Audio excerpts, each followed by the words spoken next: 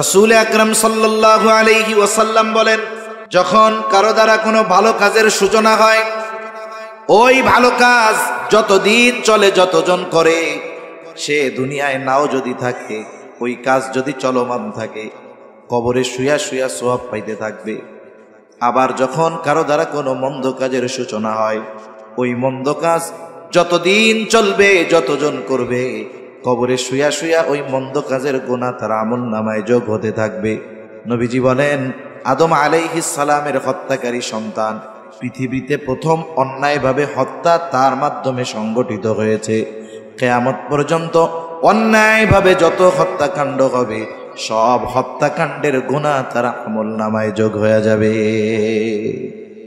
এই জন্য আমার আপনার কাছে যদি কেউ এমন কোনো কথা বলে যে কথা তার ব্যক্তিগত, যেই কথা মানুষ জানলে তার সম্মান নষ্ট হবে, মানুষের চোখে সে ছোট হয়ে যাবে, অপমানিত হবে, বিশেষ করে এই ধরনের কথা গোপন রাখা দরকার।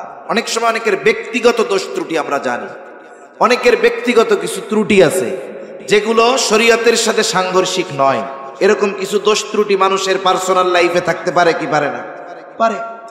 অনেক সময় আমরা এই দোষ ত্রুটি তাকে ছোট করার জন্য মানুষের সামনে বলতে থাকি, অথচ রাসূলুল্লাহ সাল্লাল্লাহু আলাইহি ওয়াসাল্লাম বলেন, আমরা যদি অপর মুমিন ভাইয়ের দোষ ত্রুটি গোপন করি, তাহলে দুনিয়া আখিরাতে আল্লাহ তাআলা আমাদের দোষ ত্রুটি গোপন করবে।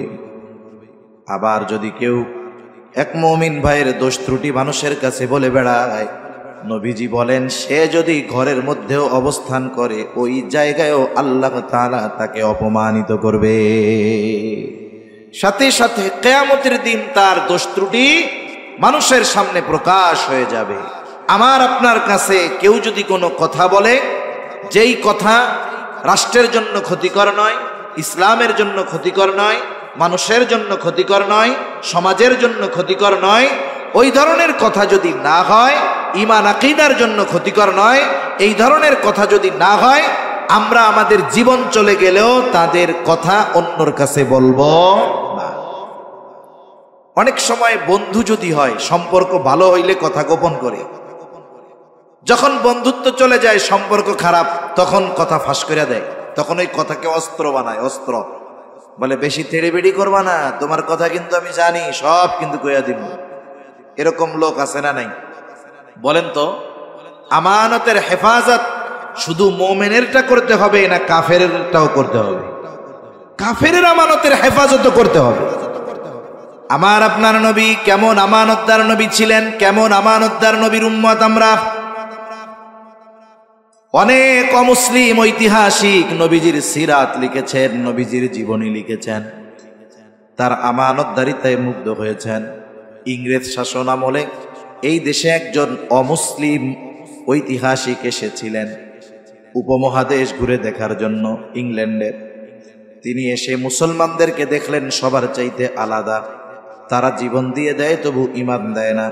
মুসলমানরা যদি ইংরেজদের আমলে ইংরেজদের সাথে তোষামদি করত, তাহলে তারাও বড় বড় জমিদার হয়ে যাইত। এই জন্য উপমহাদেশে দেখবেন জমিদার বেশিরভাগ হলো হিন্দু, অন্য ধর্মের। কেন? কারণ মুসলমানেরা তাবেদারি করে নাই, ইংরেজদের পদলেহন করে নাই, বরং ইংরেজরা এই ভূখণ্ড থেকে ইসলামকে বিদায় করার জন্য, চিরতরে ইসলামকে মুছে দেওয়ার জন্য লক্ষ লক্ষ উলামায়ে কেরামকে তারা শহীদ করেছে। এরপরেও উলামায়ে কেরাম মুসলমানেরা তাদের কাছে শির নত করে নাই। যখন এসে দেখলেন এই মানুষগুলো তাদের আদর্শের উপরে এত অটল অবিচল কেন, এত কষ্ট করে এরপরেও এত অটল অবিচল কেন, খোঁজ নিয়ে দেখে যে এরা একজনকে অনুসরণ করে, তিনি হলেন মুহাম্মাদুর রাসূলুল্লাহ সাল্লাল্লাহু আলাইহি ওয়াসাল্লাম। যেই মানুষটাকে অনুসরণ করে এরা জীবন দিয়ে দেয় তবু মাথা নিচু করে না, এই মানুষটা কেমন একটু জানার দরকার। ওই ব্যক্তি আল্লাহ রাসূল সাল্লাল্লাহু আলাইহি ওয়াসাল্লামকে জানার জন্য নবীজির সিরাত অধ্যয়ন করা শুরু করছে, নবীজির জীবনী অধ্যয়ন করছে। এরপরে সে নিজে নবীর একটা সিরাত লেখছে, জীবনী লেখছে। এখানে নবীজির বিভিন্ন গুণাবলীকে সে উল্লেখ করছে। এই গুণাবলীর মধ্যে একটি হলো আমানতদারিতার গুণ। যে মুহাম্মদ সাল্লাল্লাহু আলাইহি ওয়াসাল্লাম কেমন আমানতদার ছিলেন। উনি লিখতেছে, ওনার ভাষায় বলতেছি আমি। তিনি লিখতেছেন, মুসলমানদের নবী মুহাম্মদ সাল্লাল্লাহু আলাইহি ওয়াসাল্লাম তার সময়ের মানুষের কাছে এতটা বিশ্বস্ত ছিলেন, মানুষ তাকে এতটা বিশ্বাস করত যে তার ঘোর দুশমন নির্দ্বিধায় তার সবচাইতে দামি সম্পদটা মুহাম্মাদের কাছে আমানত রাখত। মুহাম্মাদকে হত্যার চেষ্টা করে এমন মানুষও নির্বিঘ্নে মুহাম্মাদের কাছে আমানত রাখত, কারণ তারা নিশ্চিত ছিল আমরা মুহাম্মাদের যত বিরোধিতা করি না কেন, মুহাম্মাদের সাথে যত শত্রুতা আমরা রাখি না কেন, এই শত্রুতার কারণে, এই বিরোধিতার কারণে সে কখনো খেয়ানত করবে না। নবী এর উত্তম উপমা রেখে গেছেন, উত্তম দৃষ্টান্ত নবীজি আমাদের সামনে রেখে গেছেন।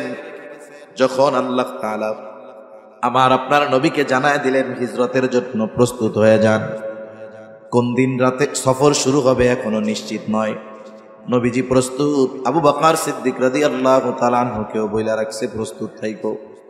এদিক দিয়ে কাফেররাও সর্বশেষ সিদ্ধান্ত নিল মুহাম্মদকে আর দুনিয়াতে রাখা যাবে না, হত্যা করে ফেলতে হবে। কে এই হত্যাকাণ্ড সংগঠিত করবে? সর্বশেষ তাদের পরামর্শ হলো প্রত্যেক গোত্র থেকে এক একজন যুবক এই হত্যাকাণ্ডে অংশগ্রহণ করবে, তাহলে এক গোত্র আর এক গোত্রকে দোষারোপ করতে পারবে না। যদি কেউ বলতে চায় বলবে তোমার দলের বা তোমার প্রতিনিধিও তো এই হত্যাকাণ্ডে ছিল, তার মানে সবাই চুপ থাকবে, সাপও মরবে লাঠিও ভাঙবে না। এই প্ল্যান নিল যে আজ রাতেই মুহাম্মদকে চিরতরে বিদায় করে দেওয়া হবে। আর আল্লাহ তাআলা জানায় দিলেন, ও পয়গম্বর, আজকে রাত্রেই আপনার মদিনার উদ্দেশ্যে সফর শুরু হয়ে যাবে। এখন সময় তো কম, নবীজির কাছে কাফেরদের অনেক আমানত আছে, এই অল্প সময়ের মধ্যে ফিরায় দেওয়া সম্ভব নয়। নবীজি ঘর থেকে বের হবেন, কাফেররা চতুর্দিক দিয়ে ঘিরে রাখছে, নবীজিও জানেন। নবীজির বাড়ি শক্ত ইটের প্রাচীর দিয়ে ছিল না যে নিশ্চিন্ত মনে থাকবেন শত্রু ঢুকতে পারবে না। আল্লাহর নবী ওই অবস্থার মধ্যে কত চিন্তা, কত পেরেশান। ওই সময় আমার আপনার নবী তার বিছানায় হযরত আলী রাদিয়াল্লাহু তাআলা আনহুকে রেখে গেলেন। কেন? নবীজি চলে যাবেন, নবীজির কাছে কাফেরদের আমানত আছে। আল্লাহর নবী হযরত আলী রাদিয়াল্লাহু তাআলা আনহুকে বুঝায় গেলেন, আলী, আমানতের প্রত্যেকটা বস্তু প্রত্যেক মালিকের কাছে পৌঁছায়া দিবা, এরপরে তুমি মদিনার উদ্দেশ্যে রওনা হবা। যারা চারদিক দিয়ে ঘিরে রাখছে হত্যা করার জন্য, তাদের সম্পদ তাদের কাছে পৌঁছিয়ে দেওয়ার ব্যবস্থা করে এরপরে নবীজি সফর শুরু করছে। একটু চিন্তা করতে পারেন, আমরা বলতেছি, শুনতেছি, বলাটা সহজ, শ্রবণ করাটাও সহজ, কিন্তু ওই পরিস্থিতির সম্মুখীন হলে, ওই সময় বাস্তবতা, ওই সময় যদি আমাদের কারো আসে, তাহলে উপলব্ধি করা যাবে যে আসলে আমরা কত বড় আমানতদার। আমরা হইলে কি চিন্তা করতাম, আরে যাদের কারণে দেশ ছাড়া লাগতেছে এদের মাল ফেরত দেওয়ার দরকার আছে, নিজে মুফতি হয়ে ফতোয়া দিতাম যে এটা তাহলে নিয়ে যাওয়া মনে হয় জায়েজ আছে, এটা নিয়ে ভাগতাম আমরা। অথচ চিন্তা করেন, নবীজি সাল্লাল্লাহু আলাইহি ওয়াসাল্লাম তাকে যারা হত্যা করতে আসছে, তিনি জানতেছেন হত্যা করার জন্য আমার ঘর ঘিরে রাখছে, ওই মানুষগুলোর আমানতের বস্তু তাদের কাছে ফিরিয়ে দেওয়ার ব্যবস্থা না করা পর্যন্ত নবীজি মদিনার উদ্দেশ্যে সফর শুরু করেন। কেমন আমানতদার মানুষ আমরা, সেই নবীর উম্মত। আমাদের আমানতদারিতার অবস্থা বড় করুন। কথা লম্বা হয়ে যাচ্ছে। 1 নাম্বার, আমানতদারিতা হলো দায়িত্বের মধ্যে। 2 নাম্বার, কথার মধ্যে। 3 নাম্বার, দায়িত্ব আমানত, প্রথম লেনদেন, এরপরে কথা। 3 নাম্বার, দায়িত্ব আমানত। আমার আপনার উপরে দেওয়া ছোট বড় সব দায়িত্ব আমানত। সরকারি দায়িত্ব হোক, বেসরকারি দায়িত্ব হোক, বড় দায়িত্ব হোক, ছোট দায়িত্ব হোক, সব ধরনের দায়িত্ব আমানত। আর আফসোসের বিষয়, এমন একটা সময় ছিল মানুষ যখন দায়িত্ব নিতে চাইতো না, দায়িত্বকে বোঝা মনে করত, দায়িত্ব দিতে চাইলে ভয়ে এলাকা ছাইড়া চলে যাইত। কিন্তু এখন এমন এক জামানা আমরা অতিবাহিত করতেছি, এই জামানায় মানুষ দায়িত্ব নেওয়ার জন্য প্রতিযোগিতা করে। সারা দেশেই যখন দেখবেন যে কোনো নির্বাচন, মনে করেন ইউনিয়ন পরিষদ নির্বাচন হবে, এখন দেখবেন 30 জন দাঁড়ায় গেছে, খালি দোয়া চাই না আপনাদের এলাকায়? দোয়া চাই আর কি বলে যে অমুক মার্কায় ভোট দিয়ে আপনাদের বা জনগণের খেদমত করার সুযোগ দেন, সেবা করার সুযোগ দেন। এখন একজন চেয়ারম্যান হয়েছে, 3 কোটি 4 কোটি 5 কোটি টাকা খরচ করে চেয়ারম্যান হয়। একজন 5 কোটি টাকা খরচ করে চেয়ারম্যান হইল। এখন উনি চেয়ারম্যান হয়েছে কেন? পোস্টারে লেখছে কি? জনগণের সেবা করার সুযোগ দেন, এই জন্য উনি চেয়ারম্যান হইতে চায়। বলেন তো, উনি যেহেতু 5 কোটি টাকা খরচ করে চেয়ারম্যান হইতে পারলো, ওনার মূল উদ্দেশ্য যদি হইতো মানুষের সেবা, ওনার কি চেয়ারম্যান হওয়া লাগতো? যার এত টাকা আছে, মানুষের সেবা করতে কি চেয়ারম্যান হওয়া লাগে? তার মানে বোঝা গেল এখানে কিছু মধু আছে, আর এই দায়িত্বটা নিতে পারলে তার ভালো লাগবে, এই জন্য সে চিন্তা করছে। তাহলে দেখেন, দায়িত্ব নেওয়ার জন্য মানুষ ঘুষ দেয়, দায়িত্ব নেওয়ার জন্য মানুষ অবৈধ পন্থা অবলম্বন করে, অথচ একটা সময় মানুষ দায়িত্ব নিতে চায় না। ইমাম আজম আবু হানিফা রাহমাতুল্লাহি আলাইহি, খলিফা মনসুর ইমাম আজমের সাথে সাক্ষাৎ। খলিফা মনসুর ইমাম আবু হানিফাকে বলতেছে, আপনি কুফার প্রধান বিচারকের দায়িত্ব গ্রহণ করেন। সবার সামনে, মানুষের মধ্যে, বাজারের মধ্যে ইমাম আবু হানিফাকে প্রস্তাব দিলেন খলিফা মনসুর যে আপনি প্রধান বিচারকের দায়িত্বটা গ্রহণ করেন। ইমাম আজম আবু হানিফা খলিফার এই প্রস্তাব সাথে সাথে ফিরাইয়া দিলেন, বললেন না, এই দায়িত্ব আমি নিতে পারবো না। খলিফা মনে মনে চিন্তা করে, এত বড় পদ পাওয়ার জন্য কত মানুষ আশায় আছে, আর আমি তাকে প্রস্তাব দিলাম, সে আমার প্রস্তাব ফিরাইয়া দিল, কত বড় সাহস। কারণ ক্ষমতায় যারা থাকে তাদের একটা পাওয়ার থাকে, আমার কথা ফিরাইয়া দিছে, কত বড় সাহস। এইবার হাতের চাবুক দিয়ে ইমাম আবু হানিফার গায়ে একটা বাড়ি মারছে, আঘাত করেছে। খলিফা মনসুর রাজপ্রাসাদে ফিরে গেল। খলিফা মনসুরের চাচা বলে, ও মনসুর, কাজটা তুমি ভালো করো নাই, ইমাম আবু হানিফার গায়ে চাবুক দিয়া বাড়ি মারছো, কাজটা ভালো করো নাই। ওই সময় তো মনসুর রাগান্বিত ছিল, ইগোতে লাগছে যে আমার কথা রাখলো না, কত বড় সাহস। রাগে চাবুক দিয়া বাড়ি মাইরা দিছে। মানুষ অনেক সময় রাগে অনেক কাজ করে ফেলে, কিন্তু যখন রাগ চলে যায়, রাগান্বিত অবস্থায় ওই কাজের জন্য সে তখন লজ্জিত হয়ে যায়। এই জন্য রাগ উঠলেই কোনো সিদ্ধান্ত নিতে হয় না। রাগ উঠলে কি করতে হবে? হাদিসের নির্দেশনা হইল, দাঁড়ানো থাকলে বৈশা পড়বে, বৈশা থাকলে শুয়া পড়বে, প্রয়োজনে মাটির সাথে গড়াগড়ি মারা শুরু করে দিবে। অজু করবে, যখন অজু করবে নামাজে দাঁড়ায় যাবে, আস্তে করে রাগ কমে যাবে। কিন্তু রাগান্বিত অবস্থায় যদি কেউ সিদ্ধান্ত নিয়ে বসে, অধিকাংশ সময় এই সিদ্ধান্ত ভুল হয়, কারণ শয়তান তখন তারে খোঁচা, এটা কর, এটা কর, এটা কর। এজন্য আমাদের দেশে দেখবেন গ্রাম অঞ্চল, শহর অঞ্চল, সব জায়গায় রাগারাগি হয়। স্বামী স্ত্রী তুচ্ছ কারণে রাগারাগি হয়, শয়তান আইসা দুইজনেই রাগায় দেয়, আর মুহূর্তের ভিতরে স্বামী রাগের ঠেলায় স্ত্রীর 14 গোষ্ঠী ধইরা তালাক দিয়া দেয়। হয় কি হয় না বলেন? এবার আশেপাশের মানুষ যখন বলে, কামটা করছো কি, কাজ তো শেষ।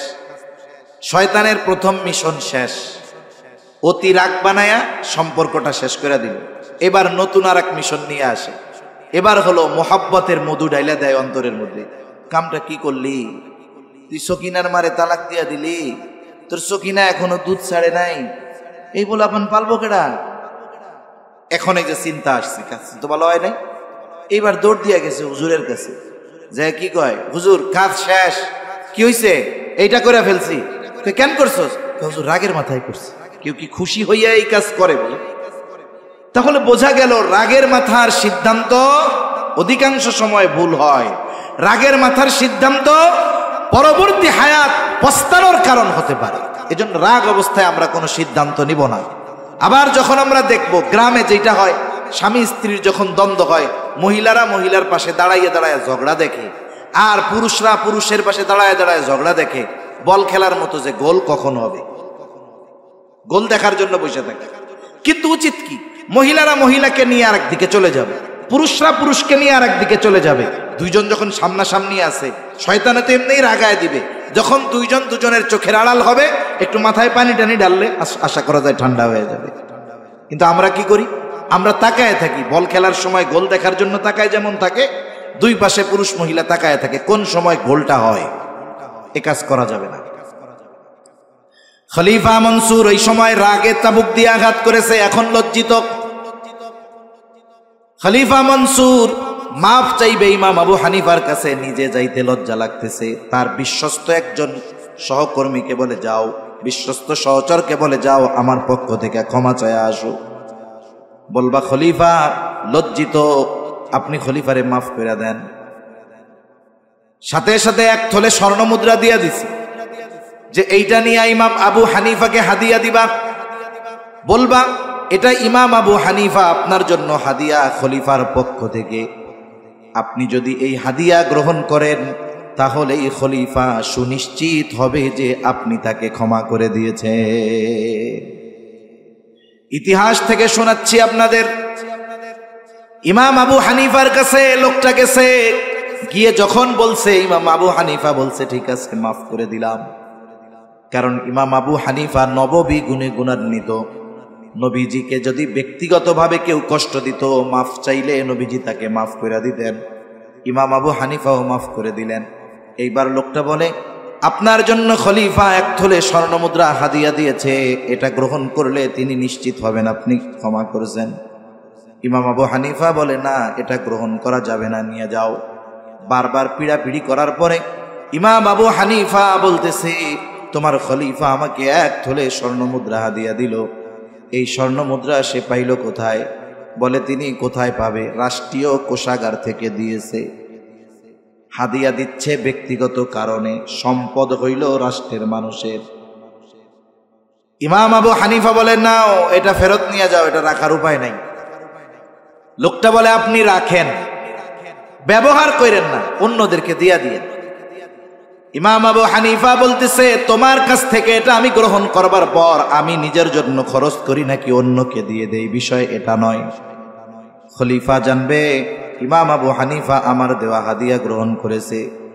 এইবার ইমাম আবু হানিফা আর একটু কঠোরতা অবলম্বন করে বলতেছেন শোনো, এটা তুমি খলিফাকে ফেরত দিবা, সাথে এটাও জানায় দিবা রাষ্ট্রীয় কোনো সম্পদ ব্যক্তিগত কাজে ব্যবহার করার অধিকার তার নাই।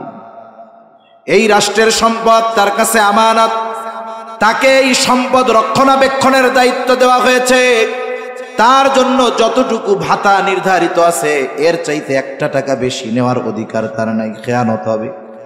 লোকটা এবার খলিফার কাছে চলে গেছে। ইমাম আবু হানিফা যা কিছু বলছে আর একটু রসকস মাখায়া খলিফার সামনে উপস্থিত করছে। কিছু মানুষ আছে দেখবেন মিথ্যারে এত সুন্দর করে কইতে পারে যে কান্নাও চলে আসে। কিছু মানুষ আছে না, এত সুন্দরভাবে মিথ্যা কথা বলবে, আপনি অবাক হয়ে যাবেন, সত্যও এত সুন্দর লাগে না। মিথ্যাকে একটা শৈল্পিক রূপ দিয়ে দেয়। কিছু মানুষ আছে এরকম। যখন গিয়া বলছে খলিফা আগের চাইতে আরো ক্রোধান্বিত হয়ে গেছে, রাগান্বিত হয়ে গেছে। পাইক পেয়াদারকে বলতেছে কত বড় সাহস, আমার ব্যাপারে এমন কথা বলে, যাও ওনারে আটকায় জেলখানার মধ্যে আটকাও। জেলখানার মধ্যে আটকায় দেওয়া হলো ইমাম আবু হানিফাকে। প্রতিদিন চাবুক দিয়ে আঘাত করা হতো আর বলা হতো আপনি যদি প্রধান বিচারকের দায়িত্ব গ্রহণ করেন ছেড়ে দেওয়া হবে। ইমাম আবু হানিফা দায়িত্ব গ্রহণ করেন নাই। ঐতিহাসিকদের থেকে 2টা মত পাওয়া যায়। জেলখানার মধ্যে খাবারের সাথে বিষ মিশিয়ে ইমাম আবু হানিফাকে শহীদ করে দেওয়া হলো। আর এক বর্ণনা, ওনাকে পাঠায় দেওয়া হলো যখন অবস্থা খারাপ, ওনাকে গৃহবন্দী করে ফেলা হলো। ওনাকে জিজ্ঞাসা করা হয়েছে তখন আপনার উপরে এত জুলুম, এত অত্যাচার হলো, যেই দায়িত্ব গ্রহণ করার জন্য এই জুলুম অত্যাচার, অথচ ওই দায়িত্ব গ্রহণ করার জন্য যত যোগ্যতা দরকার সব আল্লাহ তাআলা আপনাকে দিয়েছেন। আপনি তাহলে এত জুলুম সহ্য করলেন কিন্তু দায়িত্ব নিলেন না কেন? ইমাম আবু হানিফা বলে যেই দায়িত্ব আমার উপরে নাই সেই দায়িত্বের ব্যাপারে আল্লাহ তাআলার কাছে আমি জিজ্ঞাসিত হব না, কিন্তু দায়িত্ব নেওয়ার পরে যদি কোনো ত্রুটি বিচ্যুতি হয়ে যাইত তাহলে কিয়ামতের দিন আল্লাহ তাআলার সামনে আমাকে জবাবদিহিতার কাঠগড়ায় দাঁড়ানো লাগতো। যেমন যেই সরকার ক্ষমতায় থাকে, মনে করেন যেই দেশের যে কোনো এক দেশের সরকার প্রধান, রাষ্ট্রপ্রধান, যে ওই রাষ্ট্রপ্রধানের দলের কোনো লোক প্রত্যন্ত অঞ্চলে গ্রামের মধ্যে যদি কোনো অন্যায় করে, বলেন তো এই অন্যায়ের দায় রাষ্ট্রপ্রধান এড়াইতে পারে? কারণ সে তার অধীনস্থ লোক, সে অপরাধ করছে, বলা হয় কি যে এইটা রাষ্ট্রপ্রধানের লোক বা প্রধানমন্ত্রীর লোক, প্রেসিডেন্টের লোক, এমপি সাহেবের লোক। তার মানে দেখেন, আমার কোনো অধীনস্থ যদি অন্যায় করে, এই অন্যায়ের দায়ভার আমার উপরে চলে আসে। ইমাম আবু হানিফা দায়িত্ব গ্রহণ করেন নাই, কারণ তিনি জানেন দায়িত্বটা আমানত। আবু দাউদের হাদিস, নবীজি বলেন, তোমাদের মধ্যে যখন কাউকে কোনো দায়িত্ব দেওয়া হয়, সে যদি ওই দায়িত্বের সুচ পরিমাণ খেয়ানত করে, সুচ পরিমাণ, নবীজি বলেন কিয়ামতের দিন ওই লোকটা খেয়ানতের বোঝা নিয়ে আল্লাহর সামনে হাজির হবে। এজন্য ছোট বড় সকল ধরনের দায়িত্ব যেটা আমার উপরে অর্পিত হয়েছে, এই ধরনের দায়িত্বগুলো আমরা যথাযথভাবে পালন করব। সেটা যে কোনো দায়িত্ব হতে পারে। 4 নম্বর, সময়টা আমানত। আপনি অফিসে চাকরি করেন, ডিউটির টাইমটা কিন্তু আমানত। এই সময়ের মালিক আপনি না। ওই সময়ে কর্তৃপক্ষ বা মালিকের অনুমতি অনুমোদন ব্যতীত ওই সময় নিজের কাজে ব্যবহার করা বৈধ নাই।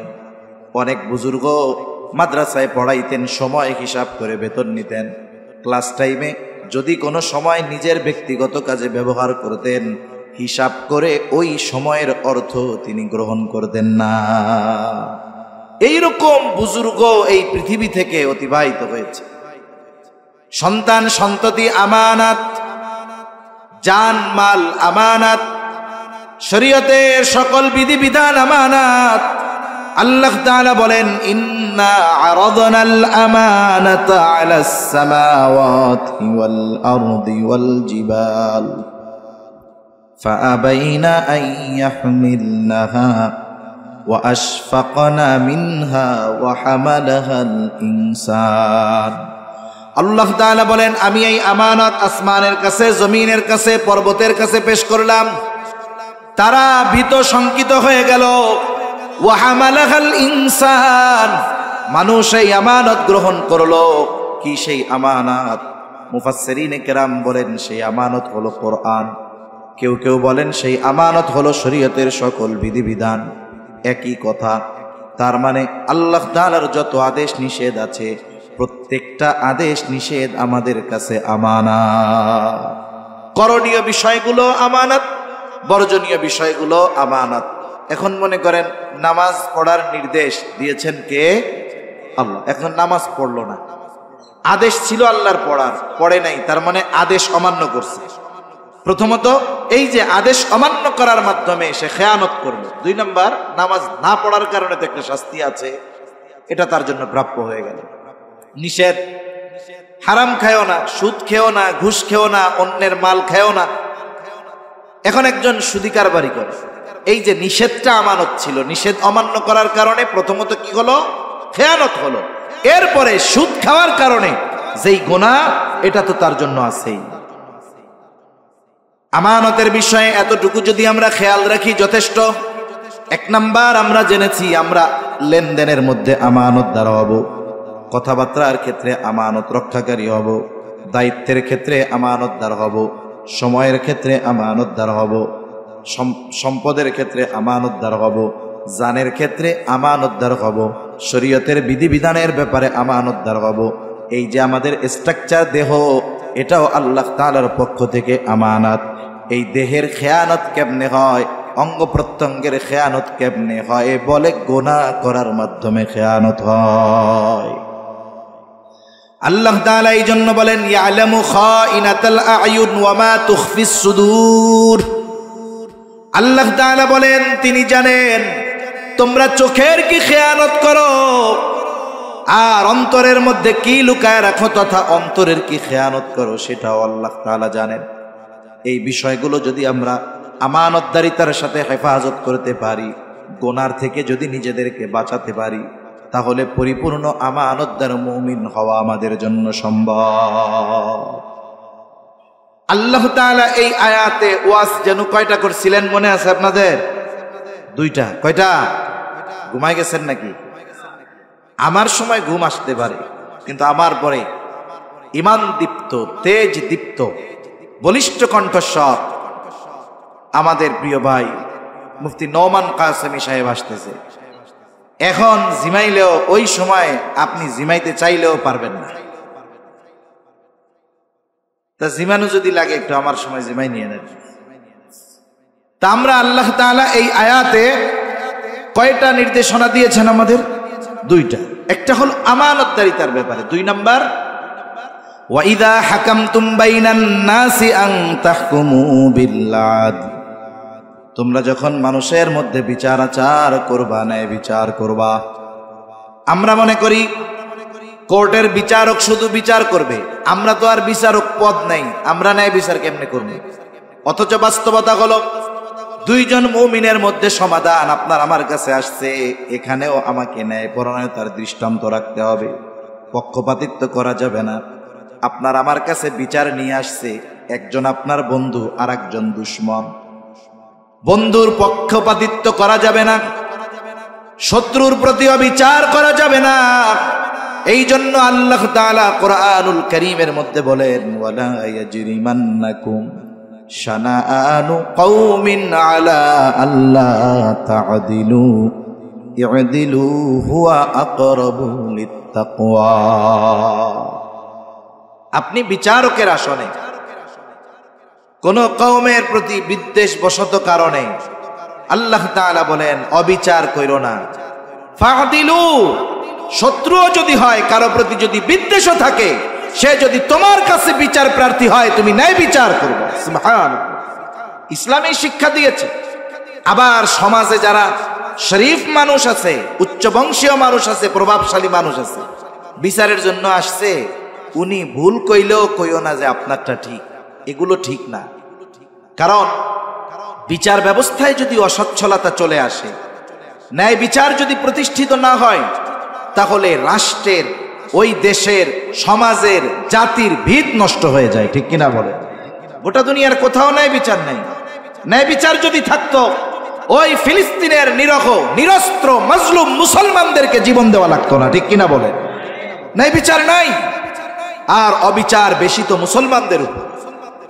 আর এই অবিচার বেশি হওয়ার সুযোগ মুসলিম রাষ্ট্রপ্রধানরাই বেঈমানদেরকে করে দিয়েছে। ঠিক কিনা বলে? এজন্য আজকের প্রত্যেকটা জালেমের উপর জালেমের বিচার হবে একদিন, প্রত্যেকটা মজলুম তার উপরে জুলুমের ন্যায় বিচার পাবে। মানুষ কতটা ব্যথা পেলে, কষ্ট পেলে। সেদিন দেখলাম ফিলিস্তিনের এক মা আল্লাহর রাসূলকে বলতেছে, আল্লাহর রাসূল, আপনি আরবদের জন্য সুপারিশ করেন, আরবদের জন্য সুপারিশ করেন না। একটা মানুষের অন্তরে কত ব্যথা, কত কষ্ট লাগলে এই কথা বলতে পারে।